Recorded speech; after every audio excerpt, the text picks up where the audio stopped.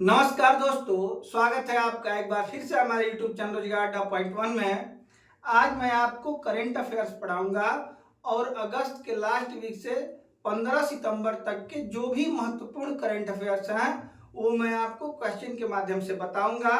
और सितंबर माह के करेंट अफेयर्स को कवर करने के लिए मैं ऐसे ही 3-4 और वीडियो दूंगा आपको।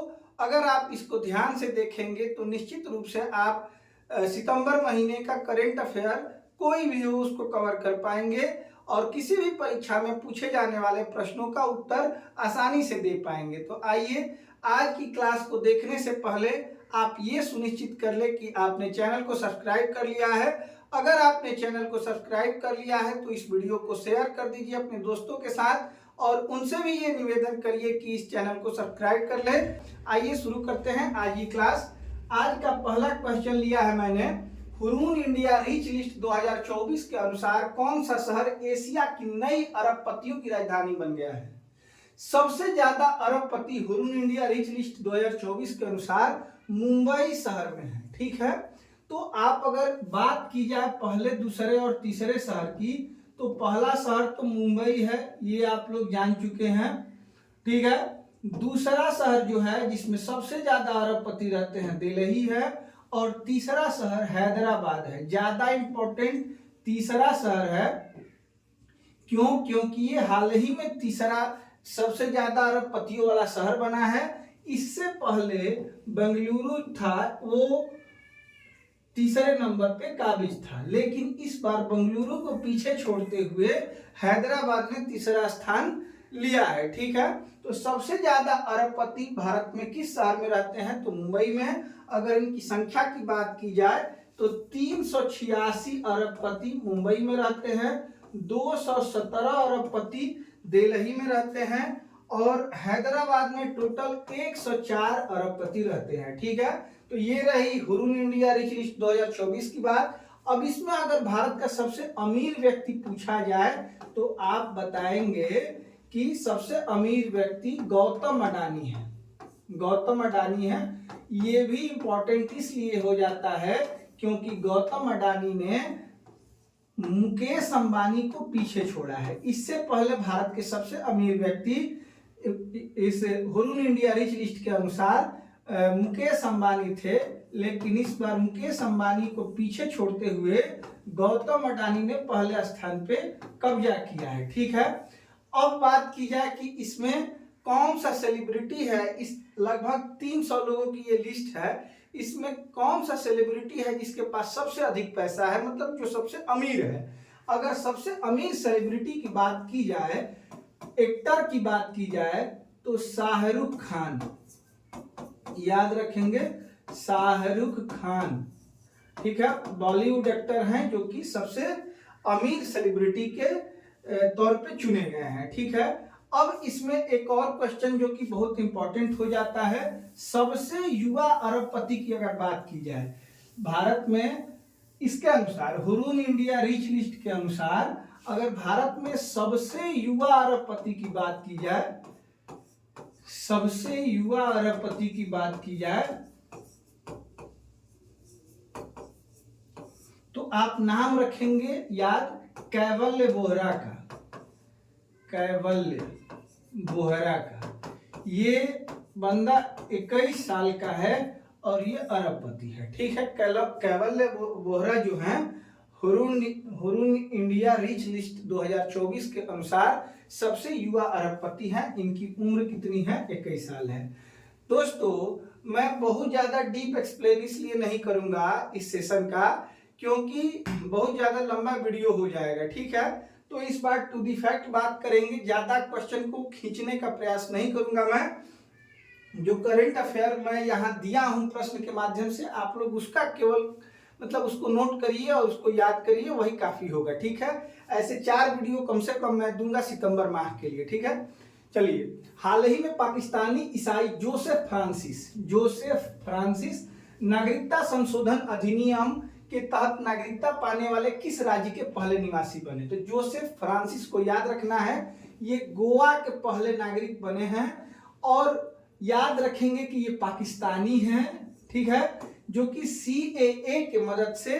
अब अगर आपसे बात पूछी जाए कि CAA का फुल फॉर्म क्या होता है, तो सिटीजनशिप अमेंडमेंट एक्ट,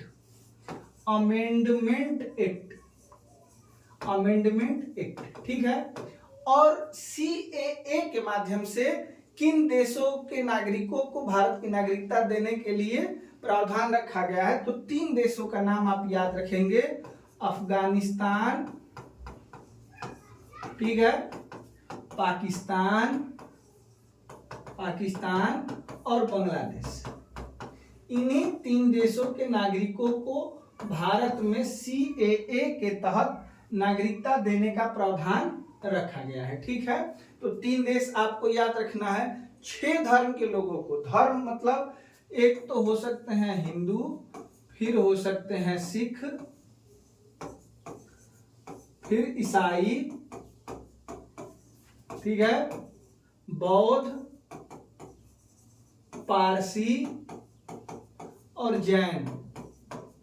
1 2 3 4 5 6 धर्म के लोग, इसमें मुस्लिम शामिल नहीं किए गए हैं। तो ध्यान रखेंगे कि इस एक्ट के तहत हिंदू, सिख, ईसाई, बौद्ध, पारसी, जैन मतलब 6 धर्म के लोगों को भारत में नागरिकता देने का प्रावधान किया गया है। 3 देश अफगानिस्तान, पाकिस्तान और बांग्लादेश के ही नागरिक हो सकते हैं। और एक बात इंपॉर्टेंट ये है कि सबसे पहले किसने CAA के तहत नागरिकता हासिल की थी, तो आपको नाम याद रखना है दुलोन दास का, ठीक है। दुलोन दास ने सबसे पहले अप्लाई भी किया था यहाँ पे नागरिकता के लिए। और दुलोन दास कहाँ के हैं, तो बांग्लादेश के हैं। इन्हें किस राज्य की नागरिकता मिली थी, तो दुलोन दास को असम राज्य की नागरिकता मिली थी। और यहाँ बात की जा रही है किस राज्य की, तो गोवा राज्य की सबसे पहले नागरिक बनने वाले ईसाई हैं जोसेफ फ्रांसिस, ठीक है। दुलोन दास को याद रखना है, असम में ये हिंदू हैं और ये कहां से आए थे, बांग्लादेश के लिए। पूर्वोत्तर में सबसे पहले इन्होंने ही नागरिकता ग्रहण की थी CAA के माध्यम से। चलिए अगले क्वेश्चन पे चलते हैं। हाल ही में सरकार ने C-Box पोर्टल लॉन्च किया है, इसका उद्देश्य क्या है। C-Box पोर्टल का मतलब होता है, देखिए C का मतलब होता है वह, और स्पेशल ये लड़कियों के लिए C का प्रयोग होता है और लड़कों के लिए ही का प्रयोग होता है। याद करने के लिए बता रहा हूं, C-Box मतलब लड़की के लिए एक दायरा बॉक्स बनाया गया है, ये पोर्टल है। और इसका उद्देश्य ये है मित्रों कि कार्यस्थल पर महिलाओं के लिए सुरक्षित वातावरण प्रदान करना, ठीक है। तो C-Box पोर्टल का उद्देश्य है, ये C से आप याद करेंगे कि कार्यस्थल पर महिलाओं के लिए सुरक्षित वातावरण, मतलब एक बॉक्स तैयार करना जिसमें महिलाएं खुद को सुरक्षित समझे। ये याद करने के लिए बता रहा हूं, हालांकि ये एक पोर्टल है, ठीक है। C-Box पोर्टल किस लिए है, तो कार्यस्थल पर महिलाओं के लिए सुरक्षित वातावरण प्रदान करने के लिए। अगले क्वेश्चन पे चलते हैं। हाल ही में किस राज्य सरकार ने संस्कृत विद्यालयों के सभी छात्रों को छात्रवृत्ति देने की घोषणा की है, तो अगर छात्रवृत्ति देने की बात होगी तो संस्कृत विद्यालयों को देने के लिए देखिए यहाँ बिहार में, मध्य प्रदेश, उत्तर प्रदेश, त्रिपुरा में संस्कृत पर ज्यादा जोर देने वाले अपने जोगी बाबा हैं। और ये किस राज्य के मुख्यमंत्री हैं, उत्तर प्रदेश के। तो ये निर्णय उत्तर प्रदेश ने लिया है, ये आपको याद रखना है, ठीक है। अगला क्वेश्चन, हाल ही में केंद्र सरकार के एकीकृत पेंशन UPS को मंजूरी देने वाला पहला राज्य कौन सा बना। UPS का पूरा रूप आप लोग जान जाइए। U से होता है यूनिफाइड, P से होता है पेंशन और S से होता है स्कीम, ठीक है। और इसमें सबसे इंपॉर्टेंट बात यह है कि कम से कम 10 वर्षों तक सेवा देने के बाद ही आप पेंशन के हकदार होंगे। किसी भी विभाग में कम से कम 10 वर्षों तक सेवा देने के बाद आप पेंशन के हकदार होंगे। हालांकि ये बात नेताओं पे फिट नहीं बैठती है, वो एक दिन के लिए भी मुख्यमंत्री बन जाए, विधायक बन जाए या सांसद बन जाए तो वो पेंशन ले सकते हैं, लेकिन अन्य लोगों के लिए कम से कम 10 वर्षों के बाद ही पेंशन का प्रावधान यूपीएस के माध्यम से किया गया है। ठीक है, और रही बात मिनिमम पेंशन की, वो भी आप लोग याद रखिए, मिनिमम पेंशन 10,000 रुपया दिया जाना तय किया गया है। हालांकि डियर अनाउंस मतलब कि महंगाई भत्ता जोड़ के ये पेंशन लगभग मतलब हाथों में 15,000 रुपए के करीब मिलेगा कम से कम। ठीक है, मिनिमम अमाउंट आपको याद रखना है 10,000 रुपया, और कम से कम 10 वर्षों तक सेवा करने के बाद पेंशन के आप अधिकारी होंगे, ये आप ध्यान रखेंगे। अब ये बात की गई है कि यूपीएस को मंजूरी देने वाला पहला राज्य कौन सा बना, तो ये आपका जवाब हो जाएगा महाराष्ट्र। महाराष्ट्र वह पहला राज्य है जो यूपीएस को मंजूरी दिया है। आगे चलते हैं। भारत में प्रतिवर्ष किस तारीख को राष्ट्रीय लघु उद्योग दिवस मनाया जाता है? राष्ट्रीय लघु उद्योग दिवस मित्रों, सितंबर माह के सभी इंपॉर्टेंट दिवस की अलग से मैं सूची दूंगा। बहुत ही इंपॉर्टेंट दिन इसमें है जो आपको याद करना चाहिए और जो परीक्षाओं में बराबर पूछे जाते हैं। लेकिन एक आध क्वेश्चन आपको यहाँ भी याद रखना है, जैसे राष्ट्रीय लघु उद्योग दिवस कब मनाया जाता है, तो ये बात अगस्त की है, 30 अगस्त को मनाया जाता है। आप ये ध्यान रखेंगे, लघु उद्योग दिवस 30 अगस्त को मनाया जाता है। आगे चलते हैं। हाल ही में किस बैंक ने ग्राहकों के लिए अवनी बचत खाता शुरू किया? महिला ग्राहकों के लिए, केवल महिला ग्राहकों के लिए अवनी बचत खाता। इसमें बहुत सारा बेनिफिट दिया जा रहा है, आप लोग एक बार डिटेल खुद से भी चेक करिएगा। और ये जो बचत खाता है अवनी, ये बंधन बैंक के द्वारा शुरू किया गया है। ठीक है, आगे चलते हैं अगले क्वेश्चन पे। हाल ही में किस विधानसभा ने मुस्लिम विवाह और तलाक का अनिवार्य पंजीकरण विधेयक 2024 नामक एक नया कानून पारित किया है?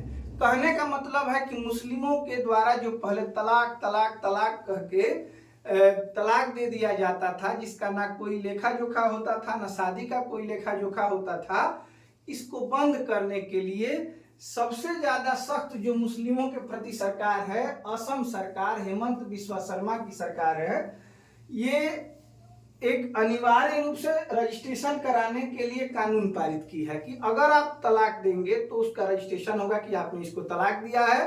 अगर आप शादी करेंगे तो उसका भी रजिस्ट्रेशन होगा कि आपने किससे शादी किया है, जो कि पहले नहीं था। तो आप याद रखेंगे, असम के मुख्यमंत्री हैं हेमंत बिस्वा शर्मा, हेमंत बिस्वा शर्मा। ठीक है,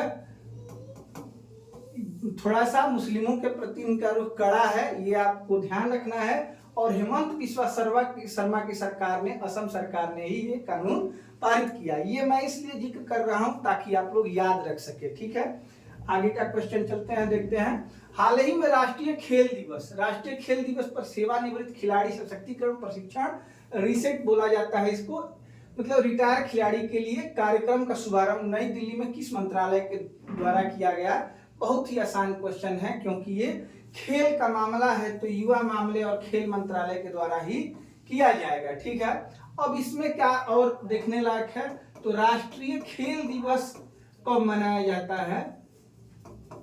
राष्ट्रीय खेल दिवस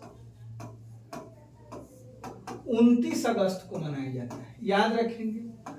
क्यों? क्योंकि 29 अगस्त सन 1905 को मेजर ध्यानचंद का जन्म हुआ था।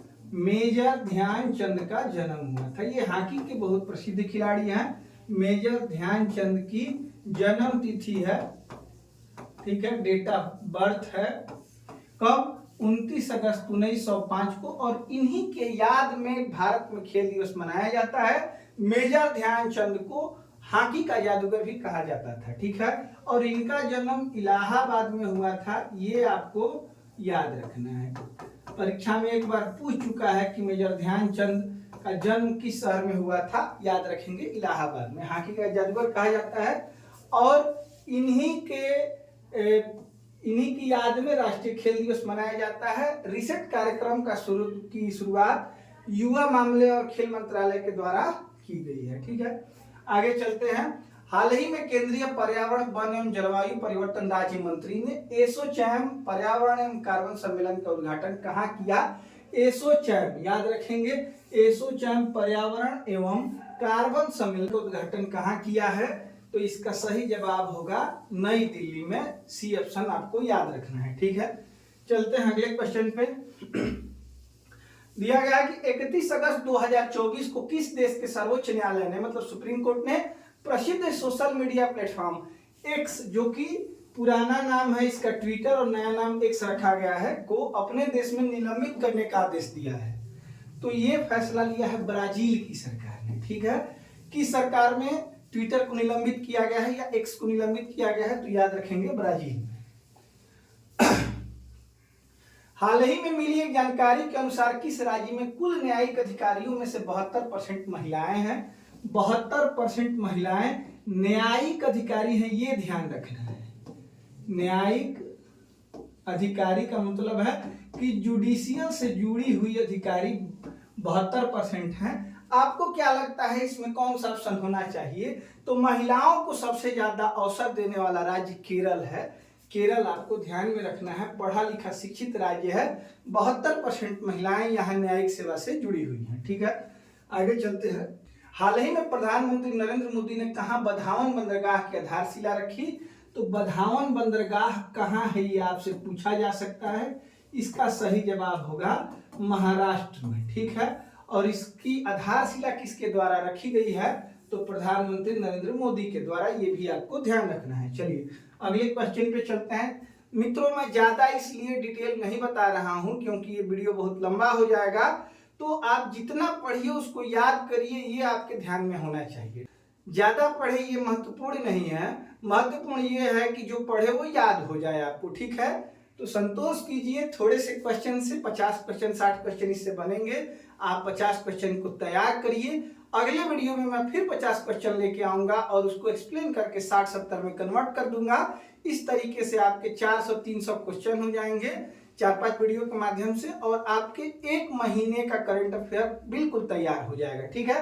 तो चिंता करने की कोई बात नहीं है। इस क्लास को जरूर शेयर कर दीजिए अपने दोस्तों में, ताकि वे लोग भी इससे जुड़ सके, ठीक है। आइए चलते हैं अगले क्वेश्चन पे। हाल ही में किस देश के पर्यटन बोर्ड को पैसिफिक एशिया ट्रेवल एसोसिएशन का स्वर्ण पुरस्कार दिया गया है? ध्यान रखेंगे, पैसिफिक एशिया ट्रेवल एसोसिएशन का स्वर्ण पुरस्कार किसको दिया गया है? तो ये नेपाल है जिसको दिया गया है, ठीक है।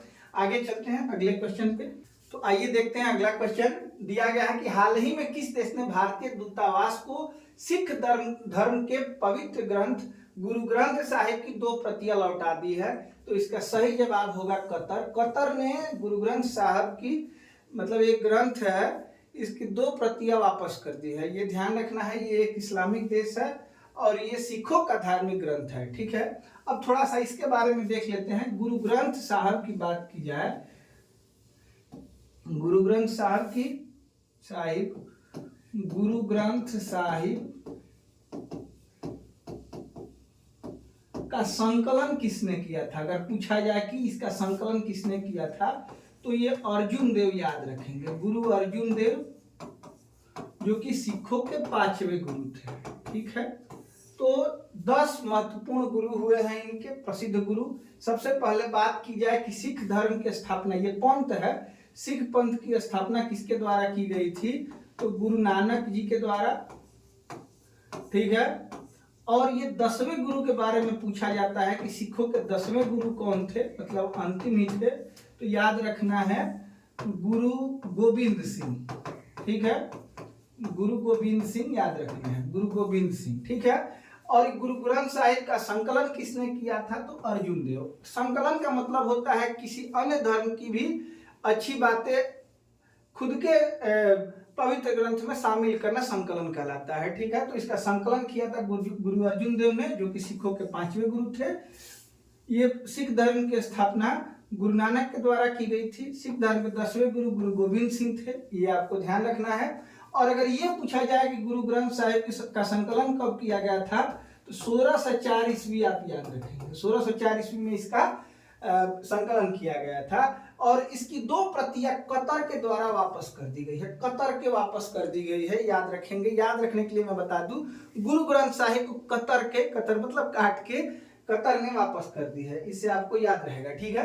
हाल ही में कहा पहला स्वदेशी रूप से विकसित प्रदूषण नियंत्रण पोत समुद्र प्रताप लॉन्च किया गया? ये क्वेश्चन मैं आपके लिए छोड़ रहा हूं, आप इसको कमेंट में जरूर बताइएगा इसका आंसर क्या होगा। ठीक है आगे चलते हैं। हाल ही में किस देश ने भारतीय दूतावास, ये तो मैं पहले ही करा चुका हूं, रिपीट हो गया है। हाल ही में विस्तारा एयरलाइंस का किस एयरलाइंस में विलय होगा? तो विस्तारा एयरलाइंस का विलय होगा एयर इंडिया में। अब से विस्तारा नाम आपको नहीं दिखेगा, अब से ये एयर इंडिया में इसका विलय हो जाएगा और इसका नाम भी एयर इंडिया ही हो जाएगा। तो आइए देखते हैं अगला क्वेश्चन। हाल ही में किसको भारतीय वायुसेना का उप प्रमुख नियुक्त किया गया है? तो सही जवाब होगा इसका तेजिंदर सिंह को। श्री तेजिंदर सिंह को वायुसेना का उप प्रमुख मतलब deputy chief of the Indian air force नियुक्त किया गया है। ठीक है, अब अगर प्रमुख की बात की जाए IAF की, तो आप बताएंगे विवेक राम चौधरी। विवेक राम चौधरी इसके वर्तमान में प्रमुख हैं और उप प्रमुख किसे बनाया गया है? डॉक्टर श्री तेजिंदर सिंह को। ठीक है, आगे चलते हैं अगले क्वेश्चन पे। दिया गया कि हाल ही में किसने कार्बन डाइऑक्साइड और मीथेन के प्रमुख उत्सर्जकों का पता लगाने के लिए टाइनेजर 1 उपग्रह को लॉन्च किया है? टाइनेजर 1 किस काम के लिए है ये ध्यान रखना है। तो CO2 और मीथेन के प्रमुख उत्सर्जकों का पता लगाने के लिए, और ये लॉन्च किया गया है नासा के द्वारा। इसका सही जवाब ए होगा। चलिए आगे चलते हैं अगले क्वेश्चन पे। मित्रों, आपसे ये निवेदन है कि आप इस वीडियो को कॉपी और पेन के साथ देखिएगा और मेरे साथ साथ वीडियो रोक करके आप क्वेश्चन को नोट करते चलेंगे। हालांकि इसका PDF भी मैं आपके व्हाट्सएप चैनल मेरा जो है उस पर डाल दूंगा, आप वहां से भी इसको ले सकते हैं। ठीक है, हमारे व्हाट्सएप चैनल से भी आप जुड़िए। आज मैं आपको वीडियो में लिंक डाल दूंगा जिससे आप हमारे व्हाट्सएप चैनल के साथ जुड़ सकते हैं। ठीक है, पिस्टल स्पर्धा में मेडल जीतने वाली पहली भारतीय पैरा शूटिंग एथलीट कौन बनी है? रुबीना फ्रांसिस। याद रखेंगे, पिस्टल स्पर्धा में पैरा शूटिंग एथलीट हैं ये। देखिए मैं इसके साथ ही आपको बता दूं कि भारत के कुल 29 लोगों ने पदक जीता है। ठीक है, किसकी बात कर रहा हूं? तो पेरिस में जो पैरा ओलंपिक हुआ था, पैरा ओलंपिक मतलब इसमें दिव्यांग जन केवल भाग लेते हैं, तो 29 पदक भारत के द्वारा जीते गए थे पेरिस पैरालंपिक में। ठीक है, 2024 में। अब इसमें 29 पदकों में अगर बात की जाए स्वर्ण पदक की, तो स्वर्ण पदकों की संख्या कितनी हो जाती है? 7। फिर रजत पदकों की बात की जाए तो ये हो जाएगी 9, 9 7 16। और कांस्य पदकों की बात की जाए तो 9 7 16 13 29, 13 कांस्य पदक जीते गए हैं भारतीय एथलीटों के द्वारा। ठीक है, टोटल अगर बात पूछी जाए कि पैरालंपिक में भारत ने कितने पदक जीते थे तो 29। स्वर्ण पदकों की संख्या अगर पूछी जाए 7, रजत या सिल्वर मेडल की बात की जाए तो 9, और कांस्य या ब्रोंज की बात की जाए तो 13। ठीक है, अब इसमें बात करना है रुबीना फ्रांसिस की। तो ये मेडल जीतने वाली, पिस्टल स्पर्धा में मेडल जीतने वाली पहली भारतीय पैरा शूटिंग एथलीट बनी है। ठीक है, आगे चलते हैं। भारत में रोजगार और शिक्षा के लिए सबसे ज्यादा पलायन किस राज्य में होता है? आज के पहले मुझे ये पता था कि सबसे ज्यादा पलायन रोजगार और शिक्षा के लिए बिहार से होता है, लेकिन मैं गलत था। आज मुझे पता चला कि सबसे ज्यादा पलायन कहां से होता है? उत्तर प्रदेश से होता है। शिक्षा और रोजगार के लिए बहुत सारे लोग उत्तर प्रदेश राज्य को छोड़ के किसी अन्य राज्य में जाते हैं या किसी अन्य देश में जाते हैं। ठीक है, आगे चलते हैं। SJVN को भारत सरकार की ओर से प्रतिष्ठित नवरत्न का दर्जा प्राप्त करने के बाद नवरत्न कंपनियों की संख्या कितनी हो गई है? तो वर्तमान में नवरत्न कंपनियों की संख्या हो गई है 25, और हाल ही में 3 नई कंपनियों को नवरत्न का दर्जा मिला है। देखते हैं, हाल ही में मिली एक जानकारी के अनुसार प्रधानमंत्री जनधन योजना के तहत 14 अगस्त 2024 तक खोले गए खातों की कुल संख्या कितनी करोड़ हो गई है? तो आपको याद रखना है 53.13 करोड़, मतलब 53 करोड़ और 13 लाख।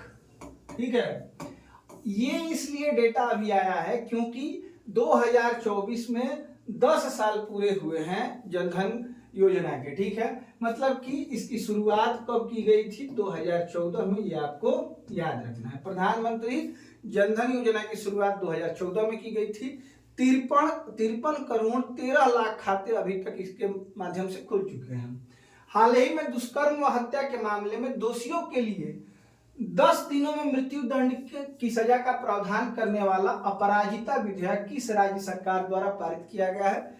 यह हाल ही में बहुत ही संवेदनशील एक मुद्दा था, जिसमें एक ट्रेनी डॉक्टर को बंगाल में रेप करके उसकी हत्या कर दी गई थी, ठीक है।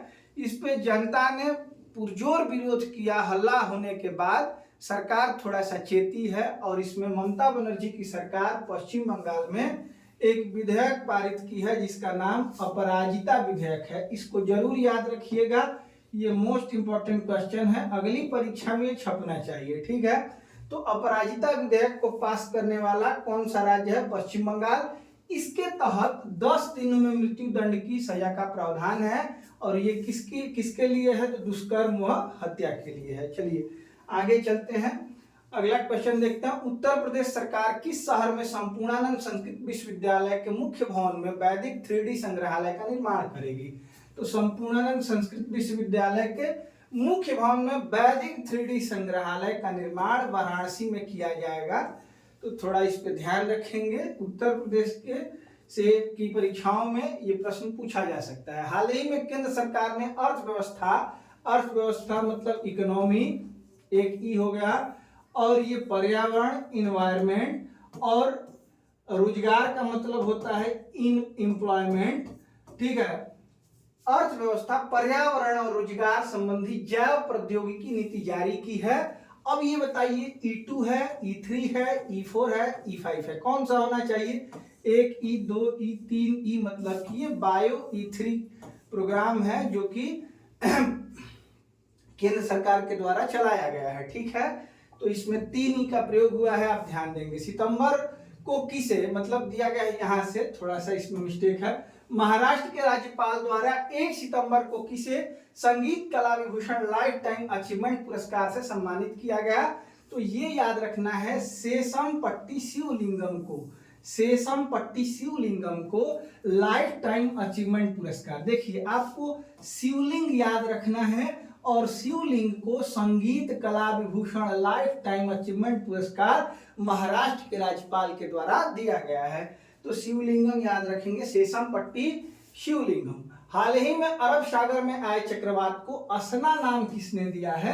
तो ये असना नाम इस चक्रवात को पाकिस्तान में दिया गया था, ये ध्यान रखना है। चलिए अगला क्वेश्चन, हाल ही में किस राज्य सरकार ने विश्व स्तरीय बौद्ध पर्यटन सर्किट, याद रखना है, बौद्ध पर्यटन सर्किट विकसित करने का प्रावधान तेलंगाना के द्वारा किया गया है, ठीक है। तेलंगाना सरकार, इसकी महत्वाकांक्षी योजना की घोषणा किस सरकार ने की है? तो तेलंगाना सरकार, जो कि बी ऑप्शन में दिया गया है।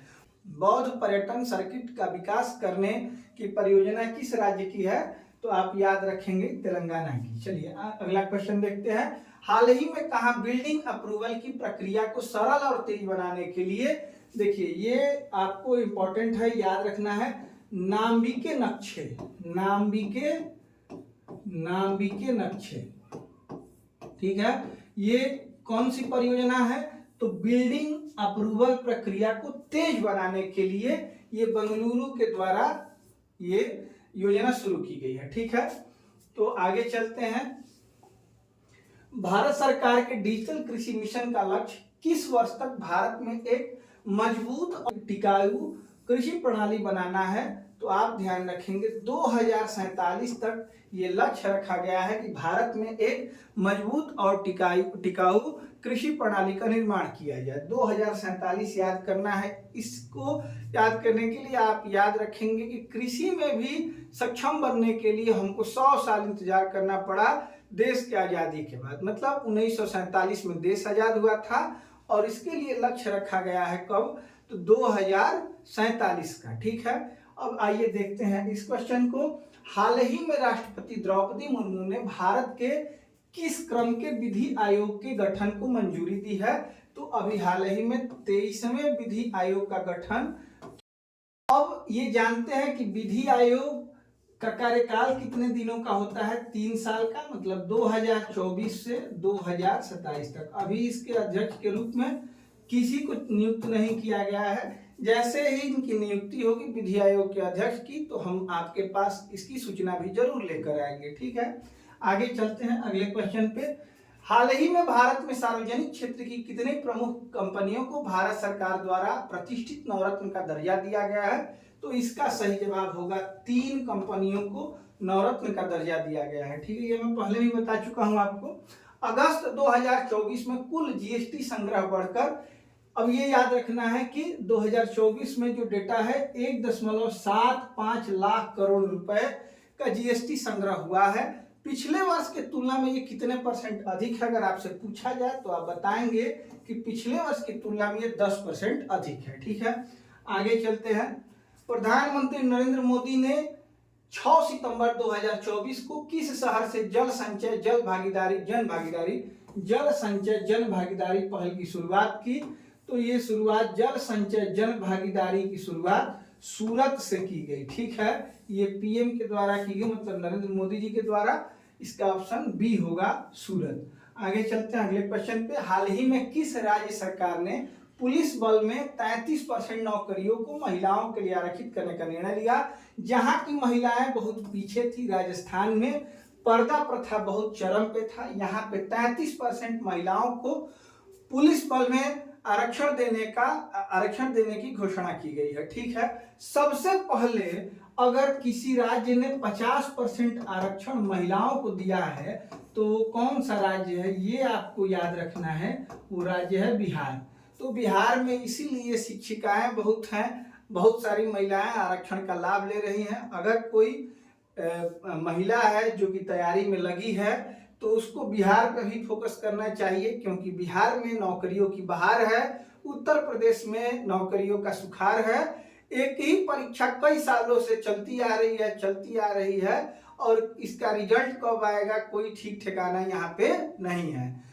पहले ऐसा लगता था कि जब चुनाव होंगे तब नौकरियों की बहार आ जाएगी, चाहे वो कोई भी राज्य हो, उत्तर प्रदेश, बिहार या कोई अन्य राज्य। लेकिन अब उत्तर प्रदेश में चुनाव हो न हो उससे कोई फर्क नहीं पड़ता है। आगे चलते हैं, इसी अगले क्वेश्चन को देखते हैं। नौसेना के साथ 4 सितंबर 2024 को पनडुब्बी बचाव सहायता सहयोग, याद रखना है, पनडुब्बी बचाव सहायता सहयोग बढ़ाने हेतु समझौता किया गया किस देश के साथ? दक्षिण अफ्रीका इसका सही जवाब होगा। ठीक है, आगे चलते हैं अगले क्वेश्चन पे। किसके सम्मान में हाल ही में रेमन मैग्सेसे पुरस्कार फाउंडेशन ने किसके सम्मान में ग्रेटनेस ऑफ स्पिरिट श्रृंखला जो है स्पिरिट सीरीज किसके सम्मान में शुरू किया है? तो ये दलाई लामा के सम्मान में ग्रेटनेस ऑफ स्पिरिट श्रृंखला को शुरू किया गया है, ये रेमन मैग्सेसे पुरस्कार फाउंडेशन के द्वारा। अगला क्वेश्चन है, दल बदल कानून के तहत अयोग्य घोषित विधायकों को पेंशन न देने वाला विधेयक किस राज्य विधानसभा द्वारा पास किया गया है?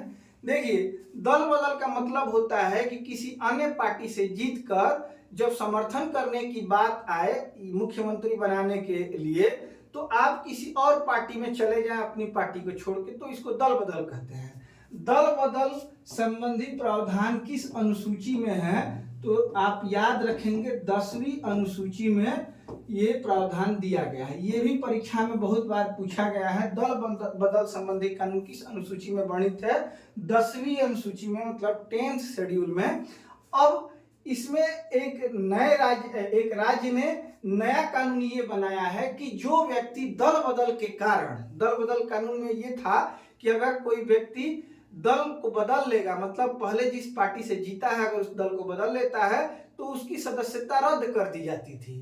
तो इस राज्य ने ये कानून बनाया है। किस राज्य ने बनाया है? तो आप याद रखेंगे हिमाचल प्रदेश। तो हिमाचल प्रदेश राज्य ने यह कानून बनाया है कि दल बदल कानून के तहत अयोग्य घोषित विधायकों को, मतलब ऐसे विधायक जिनकी सदस्यता इस कानून की वजह से रद्द होगी, उनको पेंशन नहीं दिया जाएगा। तो ये करने वाला ये भारत का पहला राज्य बना हिमाचल प्रदेश। देखिए, छोटे छोटे राज्यों में ये दिक्कत है जहाँ पे कम सीटें होती हैं। कुछ लोग दल बदल कर लेते हैं जिससे सरकार गिर जाती है या सरकार बन जाती है किसी अन्य पार्टी की। तो इसमें हिमाचल प्रदेश राज्य ने एक अच्छा कदम उठाया है। इस कदम के कारण सरकार का स्थायित्व बढ़ेगा। ठीक है, अगला क्वेश्चन देखते हैं। हाल ही में कहा प्रथम अंतर्राष्ट्रीय सौर महोत्सव, प्रथम अंतर्राष्ट्रीय सौर महोत्सव कहाँ आयोजन किया गया इसका? तो बंबई में, याद रखेंगे, बहुत इंपॉर्टेंट क्वेश्चन है। अब हम ऊर्जा के वैकल्पिक स्रोत के रूप में सौर ऊर्जा और हाइड्रोजन ऊर्जा के विषय में ही सोच रहे हैं और दिनों दिन इसकी महत्ता बढ़ाने के लिए हमारी सरकार प्रयास कर रही है। इसी क्रम में अंतर्राष्ट्रीय सौर महोत्सव का आयोजन कहाँ किया गया है? तो मुंबई में, ये ध्यान रखेंगे, ये पहला अंतर्राष्ट्रीय सौर महोत्सव है। ठीक है, सितंबर 2024 को किसे फ्रांस का प्रधानमंत्री नियुक्त किया गया? तो अभी हाल ही में मिशेल बर्नियर फ्रांस के नए प्रधानमंत्री बने हैं। ये आपको ध्यान रखना है। जो भी नए बदलाव होते हैं वो परीक्षा में पूछे जाने की संभावना प्रबल होती है उन प्रश्नों की, तो ये याद रखेंगे। चलिए, दिया गया कि हाल ही में किस राज्य के हरविंदर सिंह ने 2024 पैरालंपिक में तीरंदाजी में भारत के लिए पहला स्वर्ण जीता है। तीरंदाजी में पहला स्वर्ण जीतने वाले पैरालंपिक में ये हरविंदर सिंह बने हैं। ये किस राज्य के हैं? हरियाणा के। पैरालंपिक की बात हो रही है। पैरालंपिक का मतलब ये होता है कि उसमें केवल और केवल दिव्यांग जन ही भाग लेते हैं। ठीक है, अब मैंने इसके बारे में आपको बताया भी है कि 29 लोगों ने मेडल जीता है। किसी एक वीडियो के माध्यम से मैं अलग से इसके लिए एक वीडियो बना दूंगा जिसमें मैं सभी खिलाड़ियों से आपका परिचय कराऊंगा। इनसे प्रश्न पूछे जाने की संभावना बहुत ज्यादा रहती है। ठीक है, हरविंदर सिंह का नाम आप याद रखेंगे। हाल ही में मिली जानकारी के अनुसार कौन सा देश दुनिया का सबसे बड़ा प्लास्टिक प्रदूषक बना है? ये बहुत ही खराब न्यूज है भारत के लिए। दुनिया का सबसे बड़ा प्लास्टिक प्रदूषक भारत बना है। ठीक है, अगला क्वेश्चन, 6 सितंबर 2024 को मध्यम दूरी की बैलिस्टिक मिसाइल अग्नि 4, मध्यम दूरी की बैलिस्टिक मिसाइल अग्नि 4 का सफल प्रक्षेपण किस राज्य में किया गया? तो इसका सही जवाब होगा ओडिशा में। ओडिशा में। चलिए चलते हैं अगले क्वेश्चन पे। अगले क्वेश्चन पे चलते हैं। भारत और यूनेस्को ने 6 सितंबर को कहा मुख्य विज्ञान सलाहकार गोलमेज सम्मेलन, CSR याद रखना है, मुख्य विज्ञान सलाहकार गोलमेज सम्मेलन के 2024 संस्करण का सह आयोजन किया? तो पेरिस में इसका आयोजन किया गया जिसमें भारत सह आयोजक मतलब साथ में मिलकर करने वाला था। ठीक है, आगे चलते हैं अगले क्वेश्चन पे। हाल ही में किस इंश्योरेंस पॉलिसी ने ब्रेल लिपि में बीमा पॉलिसी शुरू की है? ये एक ऐसी लिपि है जो अंधे लोगों को पढ़ने के लिए बनाई गई है। ठीक है, इसको अंधे लोग भी इस लिपि को पढ़ सकते हैं। तो इस लिपि में बीमा पॉलिसी शुरू करने वाली कंपनी है star health and allied insurance policy. याद रखेंगे, star health and allied insurance policy ने ब्रेल लिपि में इंश्योरेंस पॉलिसी की शुरुआत की है। निम्नलिखित में कब अंतर्राष्ट्रीय साक्षरता दिवस मनाया जाता है? अंतर्राष्ट्रीय साक्षरता दिवस आप याद रखेंगे 8 सितंबर को मनाया जाता है साक्षरता दिवस।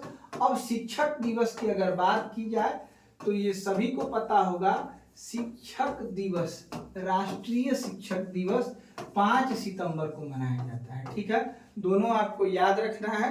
5 सितंबर को राष्ट्रीय शिक्षक दिवस और अंतर्राष्ट्रीय साक्षरता दिवस मनाया जाता है 8 सितंबर को। तो इसका जवाब डी होगा, 8 सितंबर सही होगा। ठीक है, अब कुछ इंपॉर्टेंट दिवस हैं जो कि सितंबर माह से रिलेटेड हैं, उनको मैं आपको बताना चाहता हूं। सबसे पहले आप याद रखेंगे राष्ट्रीय पोषण सप्ताह 1 से 7 सितंबर को मनाया जाता है। अंतर्राष्ट्रीय गिद्ध जागरूकता दिवस, गिद्ध हमारे भारत से गायब हो चुके हैं, इसके लिए अंतर्राष्ट्रीय गिद्ध जागरूकता दिवस 2 सितंबर को।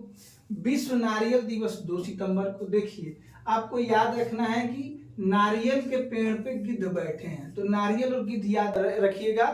2 तारीख को मनाया जाता है, 2 सितंबर को। ठीक है, तो नारियल और गिद्ध याद रखेंगे 2 सितंबर को। शिक्षक दिवस मैंने पहले ही बताया है आपको 5 सितंबर को। अंतर्राष्ट्रीय साक्षरता दिवस 8 सितंबर को मनाया जाता है। विश्व फिजियोथेरेपी दिवस 8 सितंबर को मनाया जाता है, तो याद रखेंगे। अब देखिए, यहाँ पे मैं आपको एक क्वेश्चन छोड़ के जा रहा हूँ। अंतर्राष्ट्रीय शिक्षक दिवस कब मनाया जाता है, ये आप लोग कमेंट करके बताएंगे। आगे देखते हैं, हिंदी दिवस 14 सितंबर को मनाया जाता है और ओजोन संरक्षण दिवस 16 सितंबर को मनाया जाता है। अगले पार्ट में मैं 16 के आगे जो महत्वपूर्ण दिवस है वो बताऊंगा। अब आज के लिए इतना ही, मिलते हैं आपसे अगले वीडियो में। लेकिन अगर ये वीडियो आपको पसंद आई हो तो चैनल को सब्सक्राइब करें, वीडियो को लाइक करें और अपने दोस्तों में शेयर करें। बताएं कि यहाँ भी पढ़ा जा सकता है और यहाँ निःशुल्क शिक्षा आपको मिलेगी। ठीक है, तो अगर आपने मुझसे कुछ सीखा है तो चैनल को सब्सक्राइब जरूर करें और अपने दोस्तों में ये निवेदन करें कि वे भी इस चैनल को सब्सक्राइब करें। ठीक है, मिलते हैं आपसे अगले वीडियो में, तब तक के लिए नमस्कार। आपका दिन शुभ हो।